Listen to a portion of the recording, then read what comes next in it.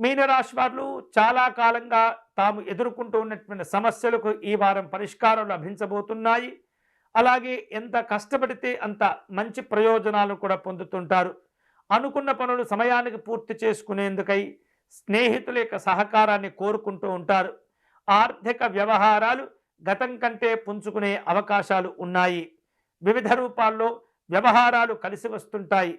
మీ యొక్క అంచనాలు అన్నీ కూడా నిజమవుతుంటాయి. నిరుద్యోగుల యొక్క సమాచారాలు కలిసి వస్తుంటాయి.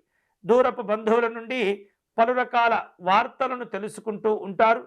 శుభ కార్యక్రమాల్లో పాల్గొంటారు. ఈ వారం కుటుంబ సభ్యులతో పలు రకాల భూ సంబంధమైనటువంటి వివాదాల గురించి చర్చిస్తుంటారు. ఆ సమస్యలన్నీ కూడా ఒక కొలిక్కి రాగలుగుతాయి. గృహ నిర్మాణాది కార్యక్రమాలను ప్రారంభించుకునే ప్రయత్నం చేస్తుంటారు. కుటుంబ సభ్యులతో కలిసి కీలకమైనటువంటి నిర్ణయాలు కూడా తీసుకుంటారు. వృత్తి వ్యాపారాల్లో అధికారుల యొక్క సహకారాన్ని కోరుకుంటూ ఉంటారు. ఉద్యోగపరంగా ఈ వారం అనుకూలంగా ఉంటుంది. కుటుంబపరమైనటువంటి చికాకులను అధిగమించాలి. ఆరోగ్య విషయాల్లో జాగ్రత్తగా ఉండటం ఎంతైనా మంచిది.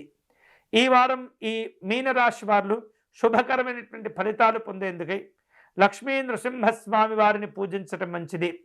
స్వామివారి కరావలంబ స్తోత్రమును పారాయణం చేయటం, స్వామివారిని తులసీ దళములతో పూజించటం అనేది చాలా మంచిది.